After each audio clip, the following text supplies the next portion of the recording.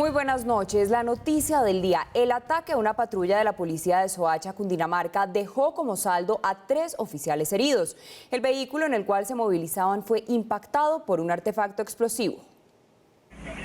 No fue un viernes tranquilo, pese al toque de queda. Hacía 2 horas estaba prohibido salir de casa. Así era el panorama a la altura de la autopista sur, entre las calles 14 y 15.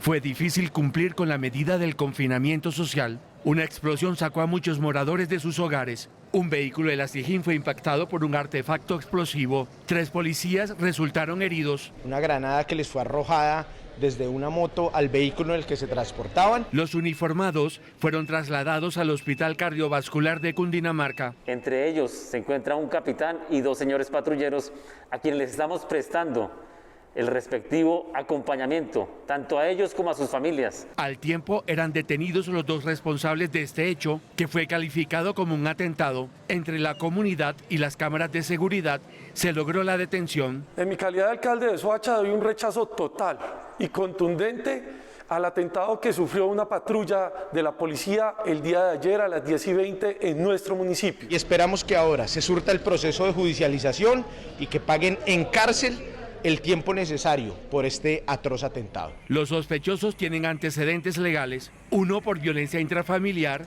y otro por inasistencia alimentaria. Soacha dormirá esta noche bajo la medida del toque de queda.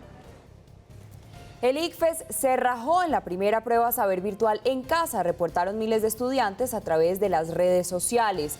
Alrededor de 72.000 jóvenes tuvieron problemas en el momento de acceder a los exámenes electrónicos que les permitiría ingresar a los institutos de educación superior con énfasis en carreras técnicas. A través de un comunicado, el ICFES informó que debido a fallas en el sistema, la prueba de la jornada de la tarde quedó reprogramada para el 23 de agosto. Según el instituto, por lo menos 30.400 estudiantes presentaron satisfactoriamente las pruebas de estado. Hoy la prensa de Cabo Verde se concentró en el caso de Alex Saab, quien fue trasladado de urgencia a un hospital por supuestos problemas de salud. Un esquema de seguridad de cerca de 20 hombres lo escoltaron hasta el centro asistencial. La defensa de Saab había argumentado que el barranquillero tiene una afección coronaria y otras enfermedades relacionadas con la glucosa y la tiroides. En las noticias sobre el comportamiento del coronavirus, el Ministerio de Salud acabó de publicar el nuevo reporte de contagios, personas fallecidas y recuperadas en Colombia. El número de contagios llegó a 10.673, es decir, 1.200 más que ayer. Asimismo, las autoridades reportaron la muerte de 225 personas.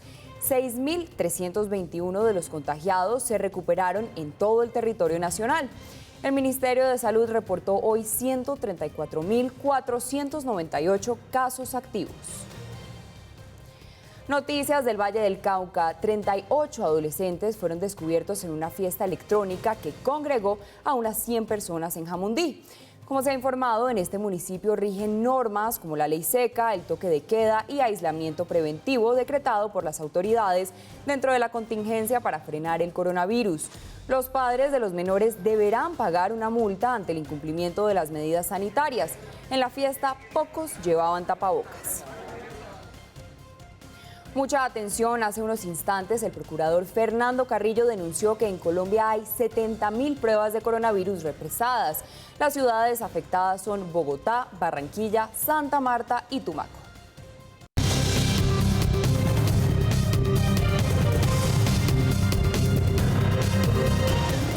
La noticia del día en el mundo. Rusia asegura que encabeza la carrera por la primera vacuna contra el coronavirus.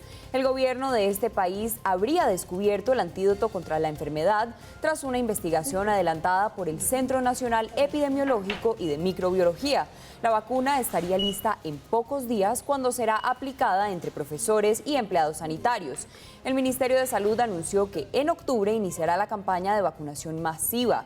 No obstante, Anthony Fauci, la gran autoridad epidemiológica de Estados Unidos, mostró sus reservas frente a este descubrimiento al asegurar que en su país no será aplicada debido a que cree que hacen falta más pruebas.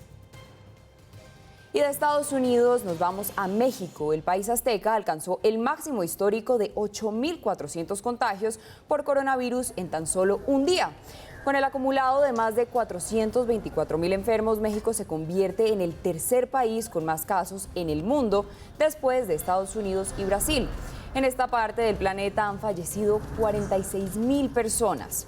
El gobierno de AMLO resaltó que adelanta varias investigaciones para hallar la vacuna contra la pandemia. Y la expansión del COVID-19 no solo implica grandes riesgos para la salud y la vida de las personas, pues el impacto económico del virus en Brasil ha derivado en la creación de nuevas favelas, donde familias tratan de sobrevivir en extremas condiciones de pobreza.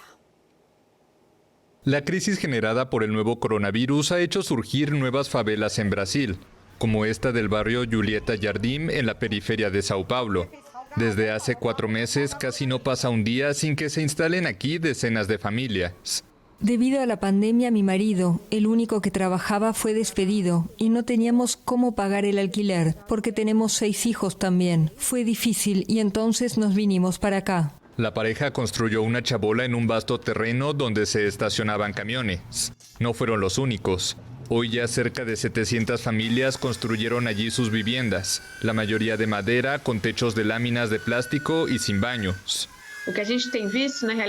Lo que hemos visto en la realidad es un círculo vicioso, el agravamiento de la crisis económica, también debido a la pandemia, pero que ya estaba pasando, se agrava ahora con la pandemia. Por eso la persona no puede pagar el alquiler, termina siendo desalojada y ocupando algún espacio que probablemente es un espacio ambientalmente frágil, y luego enseguida viene de nuevo el desalojo.